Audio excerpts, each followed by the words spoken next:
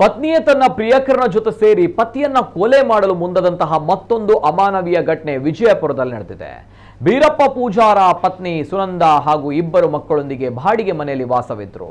ಸದಾಕಾಲ ಮೊಬೈಲ್ನಲ್ಲಿ ವ್ಯಸ್ತವಾಗ್ತಾ ಇದ್ದ ಕಾರಣ ಸುನಂದ ಜೊತೆಗೆ ಬೀರಪ್ಪ ಜಗಳ ಮಾಡ್ತಾ ಇದ್ದ. ಇದು ಬಿಟ್ಟರೆ ಅವರ ಸಂಸಾರ ಖುಷಿಯಾಗಿಯೇ ಇತ್ತು. ಇಂಥ ಚಿಕ್ಕ ಚೊಕ್ಕ ಸಂಸಾರ ಹೊಂದಿದ್ದ ಸುನಂದಳಿಗೆ ಅದೇ ಪತಿಯ ಗೆಳೆಯ ಸಿದ್ದಪ್ಪ ಜೊತೆಗೆ ಅಕ್ರಮ ಸಂಬಂಧ ಕೂಡ ಇತ್ತು. ಇದು ಬೀರಪ್ಪನಿಗೆ ಗೊತ್ತಿರಲಿಲ್ಲ. ಆಗಸ್ಟ್ 31ರ ಮಧ್ಯರಾತ್ರಿ ಸುನಂದ ತನ್ನ ಪ್ರಿಯಕರ ಸಿದ್ದಪ್ಪನಿಗೆ ಕರೆ ಮಾಡಿ ಮನೆಗೆ ಬಾ ಎಂದು ತನ್ನ ಗಂಡನನ್ನ ಇವತ್ತೇ ಮುಗಿಸೋಣ ಎಂದು ಕರೆಸಿಕೊಂಡಿದ್ಲು. ಸಿದ್ದಪ್ಪ ಮತ್ತೋರ್ವನನ್ನ ಕರೆದುಕೊಂಡು ಬಂದ.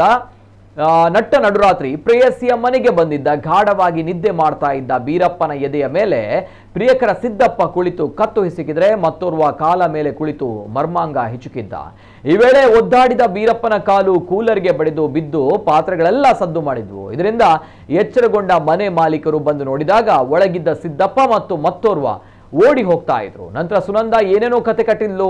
ಪತಿಯ ವಿರೋಧಿಗಳ ಕೃತ್ಯವಿದು, ನನಗೂ ಹಲ್ಲೆ ಮಾಡಿದ್ದಾರೆ ಎಂದೆಲ್ಲ ಹೇಳಿದ್ಲು. ಇದನ್ನ ಮನೆ ಮಾಲೀಕರು ಕೂಡ ನಂಬಿದ್ರು. ಕತ್ತು ಹಿಸುಕಿ ಕೊಲೆ ಮಾಡುವ ಯತ್ನ ನಡೆದಿದ್ರು. ಮನೆ ಮಾಲೀಕರು ಬರುವವರೆಗೆ ಪತ್ನಿ ಯಾಕೆ ಸುಮ್ಮನಿದ್ಲು ಎಂಬ ಸಂಶಯ ಬೀರಪ್ಪನಿಗೆ ಬಂದಿತ್ತು. ಬೆಳಗಾಗ್ತಲೇ ಇಂಡಿ ತಾಲೂಕು ಆಸ್ಪತ್ರೆಗೆ ದಾಖಲಾಗಿ ಜೊತೆಗೆ ಈ ಘಟನೆ ಕುರಿತು ದೂರು ನೀಡಿದ್ದ. ತನಿಖೆ ನಡೆಸಿದಂತಹ ಇಂಡಿ ಪಟ್ಟಣದ ಪೊಲೀಸರಿಗೆ ಬೀರಪ್ಪನ ಪತ್ನಿಯ ನೌಟಂಕಿ ಆಟ ಗೊತ್ತಾಗಿ ಹೋಗಿತ್ತು. ಆಕೆಯನ್ನು ಕರೆಸಿ ವಿಚಾರಣೆ ಮಾಡಿದಾಗ ಪತಿಯನ್ನೇ ಕೊಲೆ ಮಾಡುವ ಇಡೀ ಸಂಚನ್ನ ಬಾಯಿ ಬಿಟ್ಟಿದ್ಲು. ಈ ಎಲ್ಲಾ ಬೆಳವಣಿಗೆಗಳ ಮಧ್ಯೆ ರಾತ್ರಿ ಬೀರಪ್ಪನ ಕೊಲೆ ಯತ್ನ ಮಾಡಿ ಓಡಿ ಹೋಗಿದ್ದ ಸಿದ್ದಪ್ಪ ಪರಾರಿಯಾಗಿದ್ದ. ಅಜ್ಞಾತ ಸ್ಥಳದಿಂದ ವಿಡಿಯೋ ರೆಕಾರ್ಡ್ ಮಾಡಿ ಬೀರಪ್ಪನ ಹತ್ಯೆಗೆ ಸಂಚು ಹೂಡಿದ್ದೇ ಆತನ ಪತ್ನಿ ಸುನಂದ. ಆಕೆಯೇ ಹತ್ಯೆಗೆ ದಿನ ಹಾಗೂ ಸಮಯ ನಿಗದಿ ಮಾಡಿದ್ಲು. ಆದರೆ ಈಗ ಪ್ರಕರಣದಲ್ಲಿ ನನ್ನನ್ನ ಮಾತ್ರ ಸಿಕ್ಕಿ ಹಾಕಿಸಲು ಪ್ಲಾನ್ ಸಹ ಮಾಡಿದ್ಲು ಎಂದು ದೂರಿದ್ದ. ಇಬ್ಬರು ಸೇರಿಯೇ ಕೊಲೆಗೆ ಯತ್ನಿಸಿದ್ದೇವೆ. ಆದರೆ ಸುನಂದ ಹಾಗೂ ಆಕೆಯ ಅಣ್ಣ ಸ್ಥಳೀಯ ಗ್ರಾಮ ಪಂಚಾಯಿತಿ ಸದಸ್ಯ ಸೇರಿ ನನ್ನೊಬ್ಬನನ್ನೇ ಕೊಲೆ ಪ್ರಕರಣದಲ್ಲಿ ಸಿಕ್ಕಿ ಹಾಕಿಸಲು ತಂತ್ರ ಹೂಡಿದ್ದಾರೆ ಎಂದಿದ್ದಾನೆ. ಅಲ್ಲದೆ ಪೊಲೀಸರು ಇಬ್ಬರನ್ನ ಆರೋಪಿಗಳನ್ನಾಗಿ ಮಾಡಲಿ ಎಂದು ಆಗ್ರಹಿಸಿದ್ದಾನೆ. ಇನ್ನು ಸುನಂದಳ ಜೊತೆಗಿನ ಪ್ರೇಮ ಕಹಾನಿಯನ್ನ ಎಳೆ ಎಳೆಯಾಗಿ ಬಿಡಿಸಿದ್ದ. ಘಟನೆ ನಡೆದ ದಿನದಿಂದ ನಾಪತ್ತೆಯಾಗಿದ್ದ ಪ್ರಿಯಕರ ಸಿದ್ದಪ್ಪ ಗ್ರಾಮದ ಹೊರಭಾಗದಲ್ಲಿ ಮರದಲ್ಲಿ ನೇಣು ಬಿಗಿದ ಸ್ಥಿತಿಯಲ್ಲಿ ಶವವಾಗಿ ಪತ್ತೆಯಾಗಿದ್ದಾನೆ.